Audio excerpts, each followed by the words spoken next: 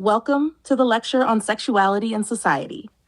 When we talk about sexuality, we're touching on one of the most important and at times most confusing parts of human life. Despite how central it is to our existence, sex often brings up feelings of curiosity, anxiety, and even fear. Understanding sexuality means looking at it from both biological and social perspectives. From a biological standpoint, sex is the way the human species reproduces. It's based on physical characteristics such as anatomy, genetics, and hormones. The term sexed body refers to how societies classify bodies as female, male, or intersex based on these biological features. This classification is often treated as natural, but it's also shaped by social expectations about what those categories mean. It's also essential to distinguish between sex and gender. While sex refers to biological differences, gender is a cultural concept. Gender involves the personal traits, behaviors, and social roles that a culture associates with being male or female. In other words, sex is biological, but gender is social, shaped by culture, learned through interaction, and expressed in how we live our lives.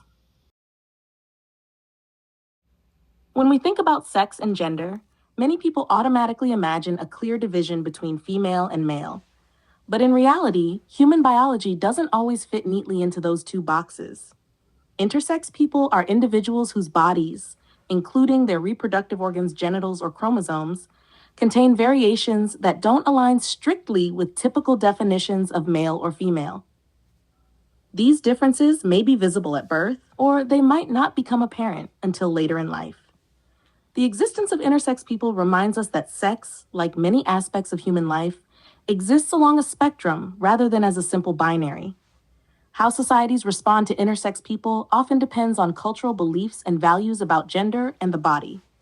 Some cultures recognize more than two sexes, while others pressure individuals to conform to one category or the other.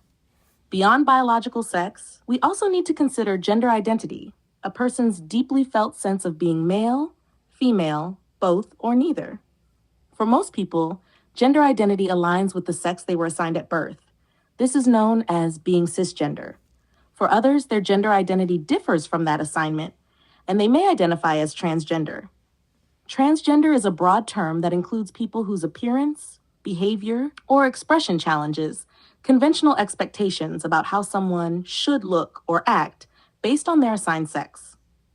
It's important to note that being transgender is not the same thing as sexual orientation. It's about gender identity, not who someone is attracted to. There are also gender nonconforming individuals, people whose gender expression doesn't fit traditional ideas of femininity or masculinity, regardless of their gender identity.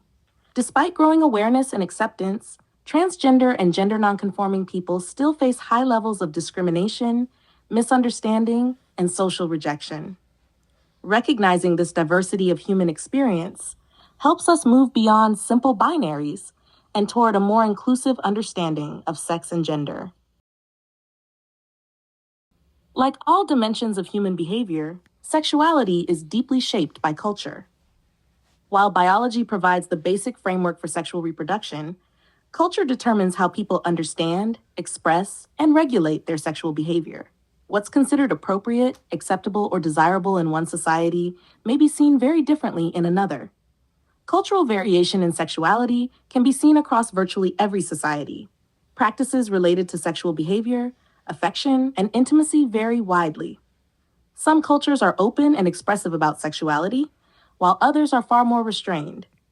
Even something as seemingly simple as when and how affection is shown, or which sexual practices are accepted, depends heavily on cultural norms and expectations. These differences remind us that sexuality is not just a biological instinct. It's learned and interpreted through culture. At the same time, there is at least one cultural universal when it comes to sexuality: the incest taboo. This norm forbids sexual relations or marriage between certain relatives and appears in every society in the world. The incest taboo serves several important social purposes. It helps control sexuality within families, reduces sexual competition among close relatives, and maintains clear family boundaries. By encouraging people to seek partners outside their immediate kin group, it also promotes broader social integration, helping to link families and strengthen the larger community. In short, While sexuality is a universal human experience, how it's expressed and regulated is always defined by culture. Culture shapes not only our behavior, but also how we think and feel about sex itself. When it comes to sexuality, Canada's cultural attitudes have always been mixed, part restrictive, part permissive. Historically, the country leaned toward more conservative views of sexual behavior, but over the past several decades, those attitudes have shifted significantly. Today, Canada reflects both traditional values and modern openness toward sexuality. Sex has also become a major theme in popular culture. It's everywhere, from television and film to advertising and social media. Researchers have found that the number of sexual scenes on television has increased steadily over time, showing how ideas about sex have become more visible and more accepted in everyday life. The sexual revolution of the mid-20th century marked a major turning point in public attitudes toward sex. Alfred Kinsey's studies, published between 1948 and 1960, challenged long-held assumptions and revealed that people's sexual practices were far more varied than most had believed. The revolution gained real momentum in the late 1960s, when youth culture began to dominate public life and a new openness about sexuality took hold. The introduction of the birth control pill in 1960 also played a key role. It allowed people, especially women, to separate sex from reproduction, offering more control over their bodies and greater freedom of choice. As societies grew wealthier and women's opportunities expanded, attitudes toward sexuality became even more liberal. These shifts are also reflected in changing relationship patterns. Today, about 23% of families in Canada are common law couples, meaning partners live together without being legally married. The rate of common law unions varies widely across the country. Differences are most noticeable between urban and rural areas, and especially between Nunavut, Quebec, and the rest of the provinces. Quebec, in particular, has one of the highest rates of common law relationships in the country. These variations remind us that cultural and regional factors continue to shape how Canadians think about intimacy, commitment, and family life. Globally, patterns of sexual behavior and reproductive control also vary. People in high-income nations are far more likely to use contraception than those in low-income countries, where access to education and resources remains limited. By the late 1970s, the spirit of the sexual revolution began to meet resistance. In the early 1980s, a new movement known as the sexual counter-revolution emerged, a conservative call for a return to family values and renewed emphasis on sexual responsibility. Supporters of this shift argued that the earlier period of sexual freedom had gone too far, undermining moral standards and weakening family life. This movement was also influenced by growing concern over the spread of sexually transmitted diseases, particularly HIV and AIDS. As awareness of these risks increased, many people began choosing to limit their number of sexual partners, while others abstained from sex entirely. For some, these choices reflected moral or religious convictions. For others, they were primarily motivated by health and safety concerns. The counter-revolution marked a turn back toward caution and restraint after 2 decades of openness and experimentation. Premarital sex has also seen notable changes in both attitudes and behavior. Public opinion in Canada, and to a lesser extent in the United States, is far more accepting of premarital sex than it was in earlier generations. Canadian society tends to be somewhat more permissive overall, while the United States remains more divided on the issue. In practice, many young people are waiting longer to become sexually active and are limiting their number of partners. This trend likely reflects increased awareness of sexual health, broader access to contraception, and evolving expectations around relationships and responsibility. When it comes to extramarital sex, commonly called adultery, attitudes remain overwhelmingly negative. Most people say it is morally wrong, yet research suggests it happens more often than people admit. Studies in Canada show some regional and demographic differences. People living in the prairies and Ontario, as well as those aged 55 to 64, are more likely to have engaged in extramarital sex. The least likely are residents of Atlantic Canada and individuals aged 35 to 54 or over 65. This contrast between what people say and what they do highlights the ongoing tension between cultural ideals of fidelity and the complexity of human relationships. Overall, while Canadian society has become more open and diverse in its views about sexuality, values of commitment, trust, and responsibility still play a strong role in shaping behavior.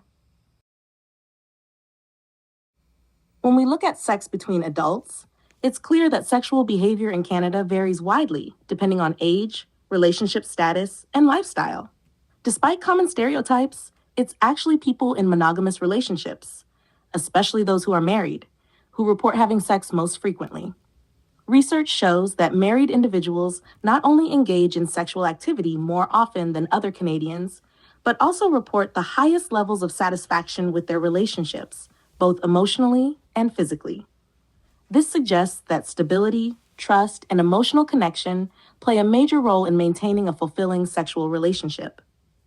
Interestingly, sexual activity among Canadian adults has declined since 1984. There are several possible explanations for this trend, including the pressures of modern life, longer working hours, stress, and the increasing role of technology in daily routines. The rise of online entertainment and social media may also be reshaping how people spend their time and experience intimacy. Sexual activity changes across the life course, reflecting both biological and social factors.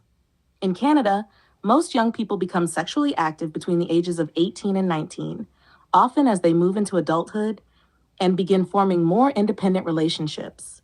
Research shows that young adults report the highest frequency of sexual activity, averaging about 62 times a year, or just a little more than once a week. At this stage of life, energy levels are high, opportunities for intimacy are greater, and social norms are generally more accepting of sexual exploration. As people age, the frequency of sexual activity tends to decline. By around age 60, fewer than half of adults report having had sexual intercourse within the past year. This decline can be influenced by a range of factors: changes in health, hormonal shifts, the demands of work and family life, or simply evolving priorities and definitions of intimacy. Even though the frequency may decrease, that doesn't necessarily mean satisfaction does. Many older adults report that emotional closeness, companionship, and affection become more important components of intimacy over time. Sexual orientation refers to a person's romantic and emotional attraction to another person. It's about who we are drawn to on an emotional, romantic, and sexual level, not just about behavior, but about deep patterns of attraction and connection.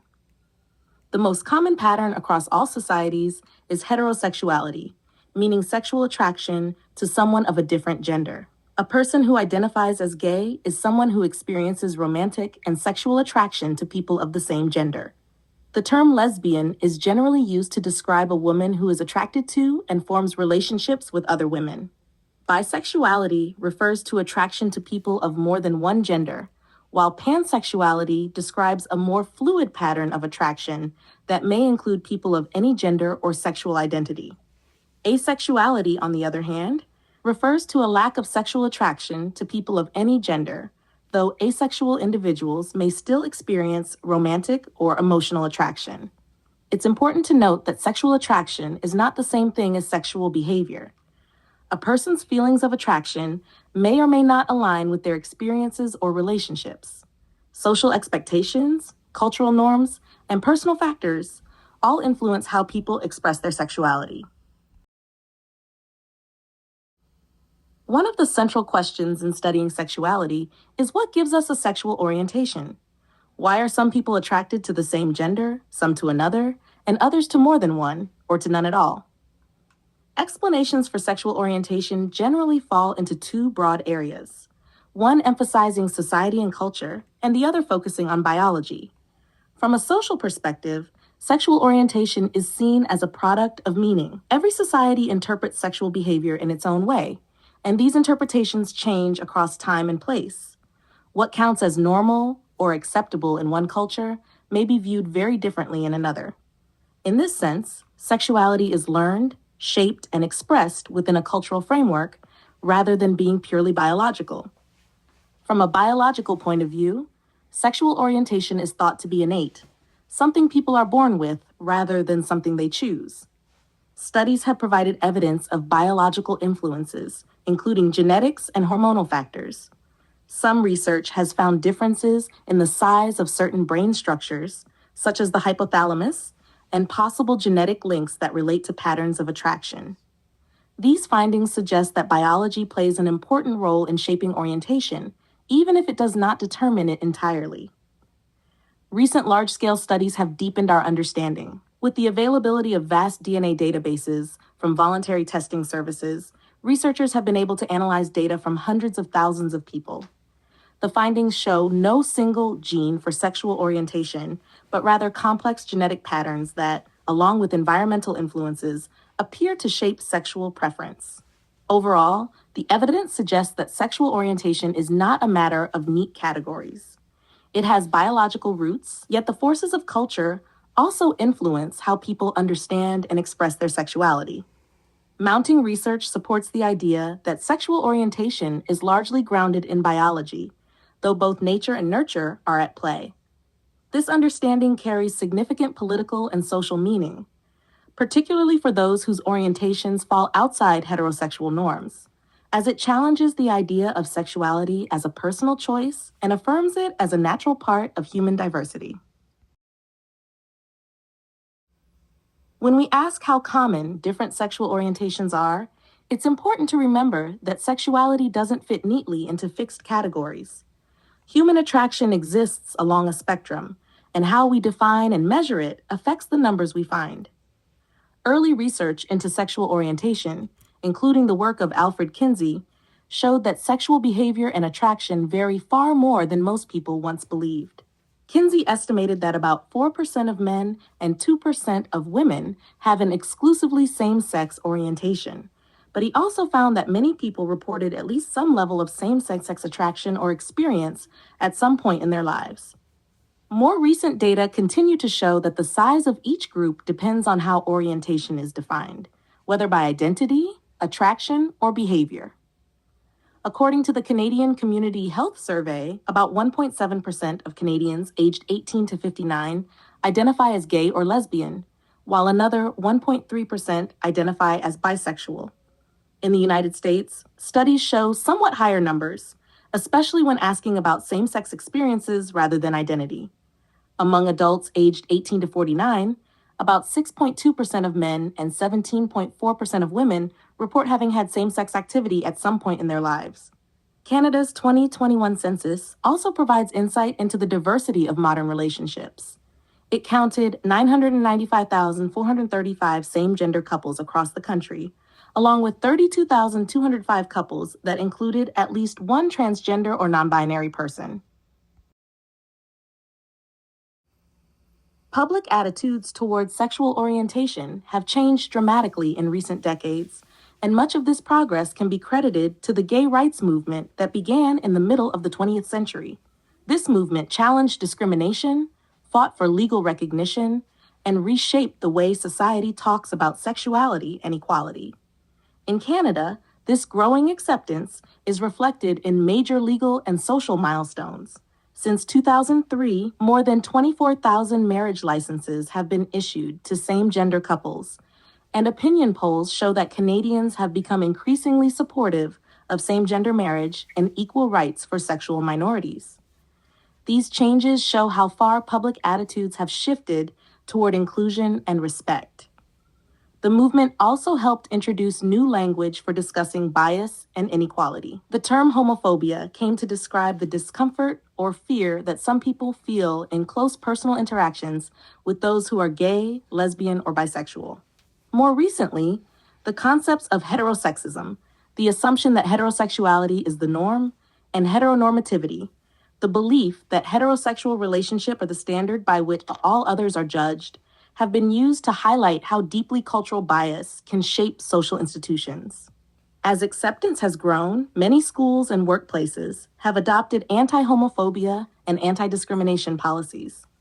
In Canada, an increasing number of high schools have programs that promote inclusion and celebrate diversity in sexual orientation and gender identity.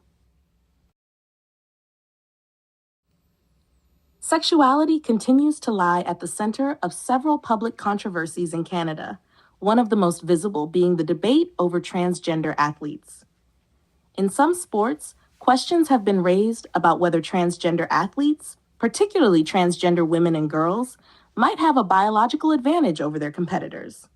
Those who express concern often argue that physical characteristics associated with male puberty, such as muscle mass or bone density, provide advantages that hormone treatments cannot entirely reverse. However, sociologists and many researchers point out that the two-sex system used in most sports is not purely biological, but largely cultural. The belief that male and female bodies are completely distinct in ability is a social construct rather than a scientific fact.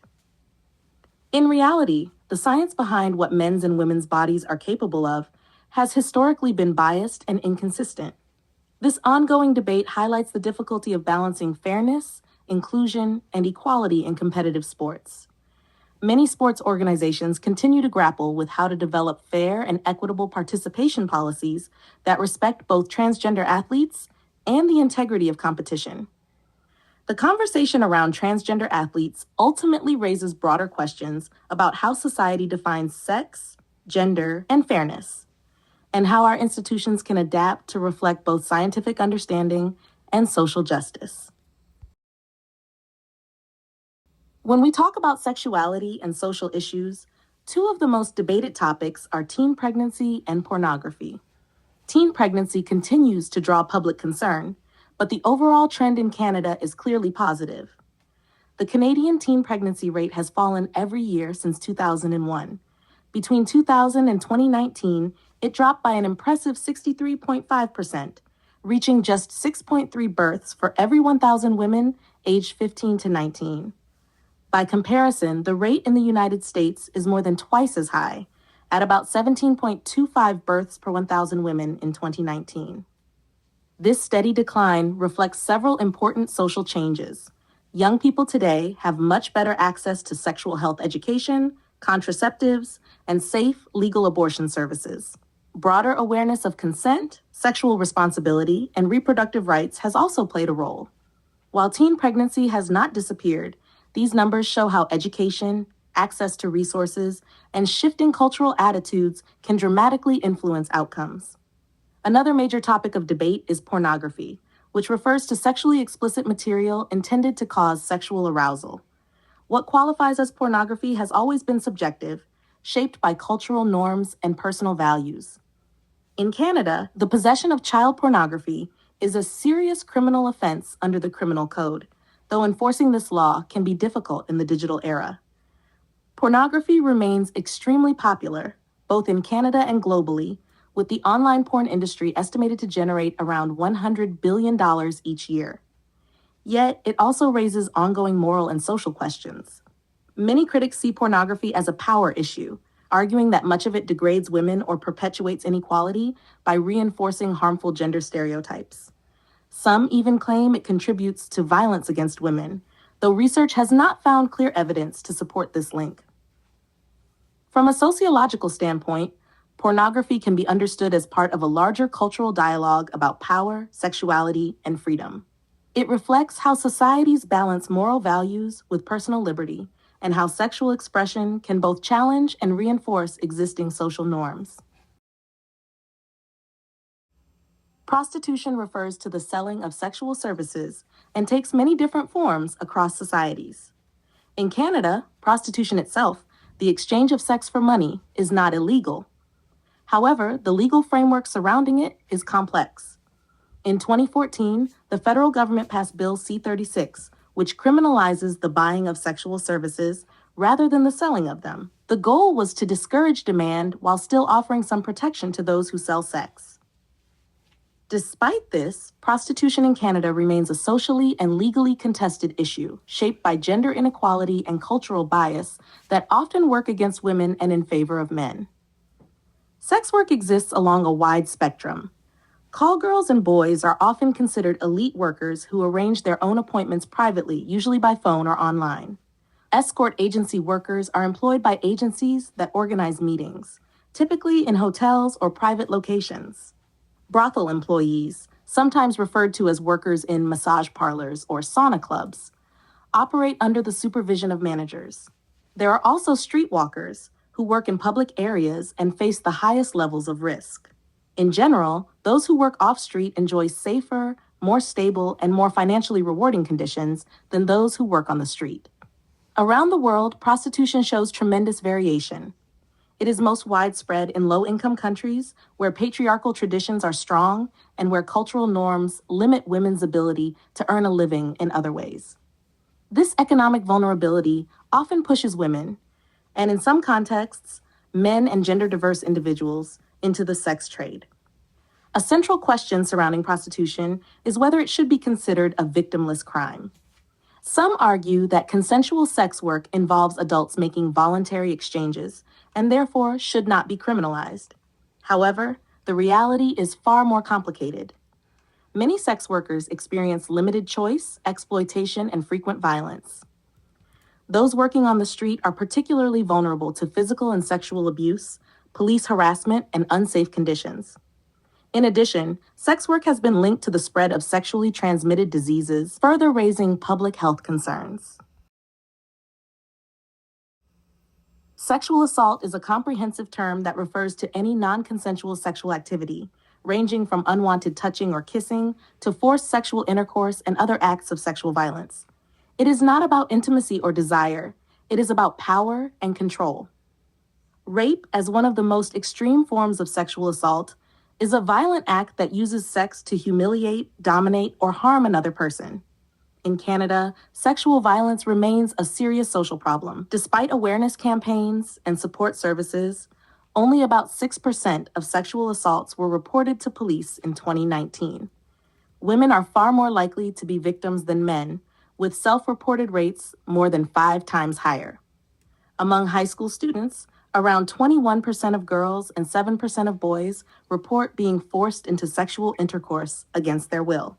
A specific form of sexual assault is date rape, sometimes called acquaintance rape, which refers to sexual violence committed by someone the victim knows, such as a friend, classmate, or romantic partner.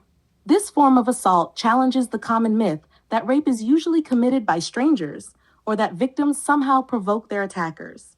Like all sexual violence, date rape is both a physical assault and a deeply emotional experience that can leave lasting psychological harm. Date is a growing concern on college and university campuses, where social expectations around sex can be unclear. Many young people are navigating new freedoms and social situations without clear norms to guide behavior. The key principle that distinguishes consensual sex from assault is consent, the clear, voluntary, and ongoing agreement of both partners to participate. On many campuses, researchers have identified a cultural pattern known as hooking up, casual sexual encounters without emotional commitment or expectation of a relationship. About 60% of students report that this culture shapes their sexual experiences. While some see it as a form of sexual freedom, many students also report feeling conflicted or pressured by it. Abortion, the deliberate termination of a pregnancy, remains one of the most divisive and emotionally charged issues involving sexuality. Views on abortion often reflect broader beliefs about morality, religion, gender equality, and personal autonomy, which is why the debate continues to shape public policy and political discourse.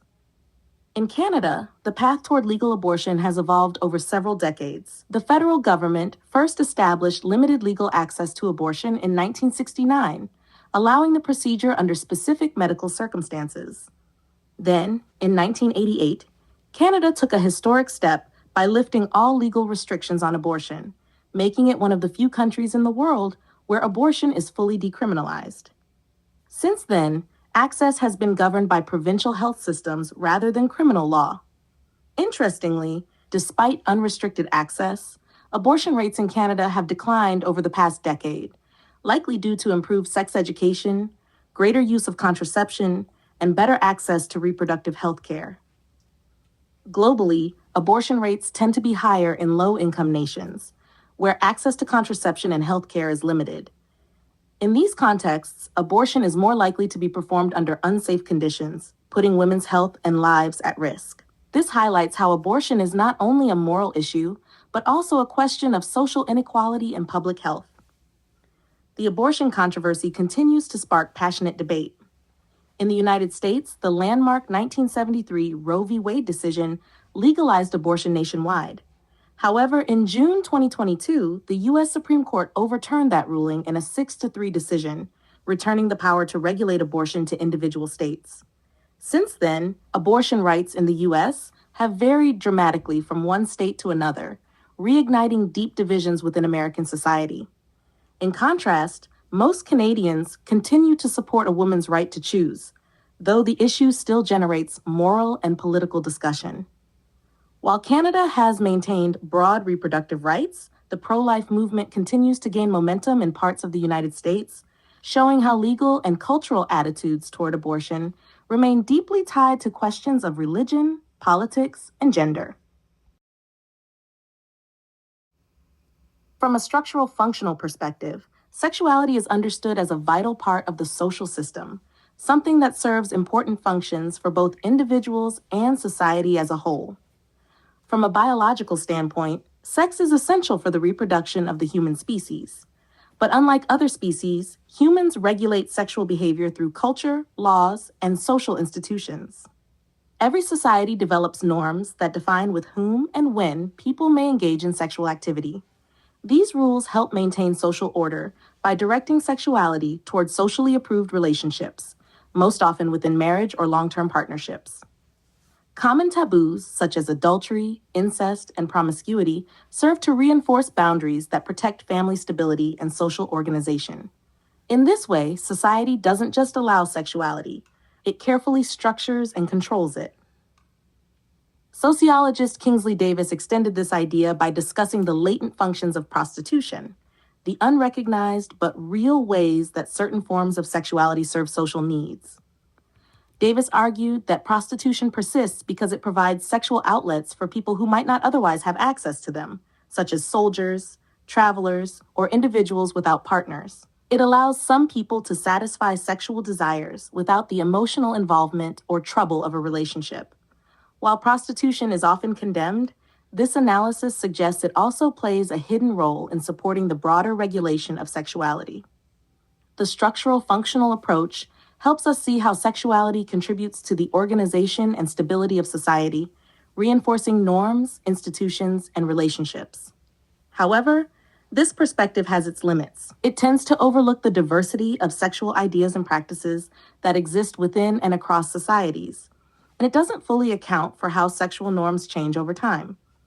What one generation sees as deviant may later become accepted or even celebrated. From a symbolic interaction perspective, sexuality is understood as a social construction, something people shape and redefine through their everyday interactions. Rather than being simply a biological instinct, sexuality takes on meaning through culture, communication, and shared experience. Throughout the 20th century, social attitudes toward sexuality have changed dramatically. Ideas about topics such as virginity, premarital sex, and sex education have all shifted as society's values and norms have evolved. What one generation considers improper or taboo, the next might see as natural or even healthy. These changes illustrate how people collectively construct new understandings of what sexuality means and how it should be expressed. Looking globally, different societies attach very different meanings to sexual behavior. In some cultures, sexuality is openly discussed and expressed, while in others, it is tightly controlled or even considered shameful. Practices such as courtship, marriage, and sexual expression vary widely across the world, reflecting each society's moral codes, religious beliefs, and social structures. These global comparisons help show that there is no single natural way to understand or experience sexuality. It is deeply shaped by cultural context. The strength of the symbolic interaction approach lies in revealing the constructed nature of sexuality. It reminds us that sexual norms, identities, and behaviors are learned and continually reshaped through social interaction. However, one limitation of this approach is that not everything about sexuality is entirely flexible. Biological factors, such as hormonal drives and reproductive needs, still play an important role. From a social conflict and feminist perspective, sexuality is closely linked to patterns of social inequality. This approach emphasizes that sexuality is not just a personal matter, it's shaped by larger systems of power, privilege, and control. In other words, how a society defines and regulates sexuality often reflects the inequalities that already exist within it. Sexuality both reflects and reinforces social inequality. For example, we might ask whether so many women would be involved in prostitution if they had the same economic opportunities as men. Economic inequality, gender discrimination, and limited access to resources push many women into situations where sex work becomes one of the few viable options for survival. This example shows how sexual behavior and social conditions are deeply intertwined. Sexuality also plays a role in creating and maintaining inequality. When women are defined primarily in sexual terms, judged by their looks, bodies, or perceived attractiveness, it reduces them from full human beings to objects of male desire. This process of objectification reinforces male dominance and limits women's autonomy. The reproductive justice movement draws attention to this broader issue by highlighting how many socially disadvantaged women, especially those in marginalized communities, struggle to make choices about their own reproductive health and family life. Building on this, queer theory challenges the assumption that heterosexuality is the norm or ideal form of sexuality. It argues that Canadian society, like many others, has long been characterized by heterosexism, the prejudice or discrimination against non-heterosexual people. This bias has been deeply embedded in social institutions and, at times, even supported by law. Queer theory seeks to expose and dismantle these structures of privilege, showing that sexual diversity is a natural and legitimate part of human life. Applying the social conflict and feminist approaches helps us see the many ways sexuality is tied to inequality, how it reflects differences in class, gender, and power. However, critics point out that these perspectives sometimes overlook men's social issues and pay too little attention to the progress that societies like Canada have made toward reducing inequality and expanding sexual rights. Finally, it's worth considering how the mass media shape our views of human sexuality.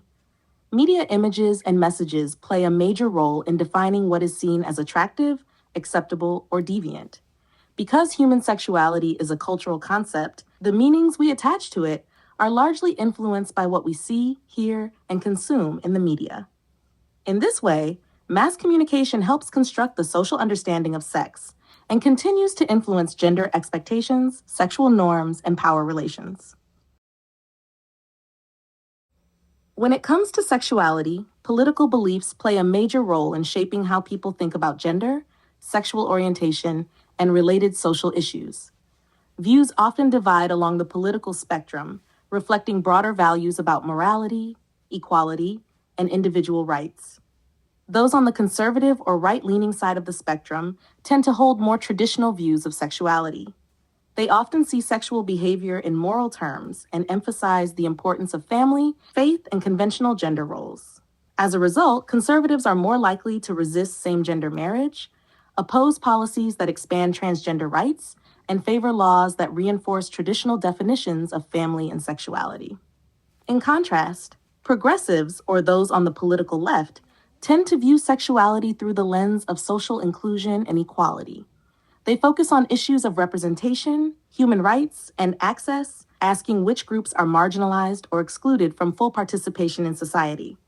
From this perspective, expanding rights for LGBTQ+ people, protecting reproductive choice, and challenging gender-based discrimination are seen as essential steps toward a more equitable society. Overall, the politics of sexuality reflect a broader cultural divide. One side emphasizes moral order and tradition, while the other emphasizes diversity and social justice. These opposing views continue to shape debates about sexual rights, education, and equality in Canada and beyond.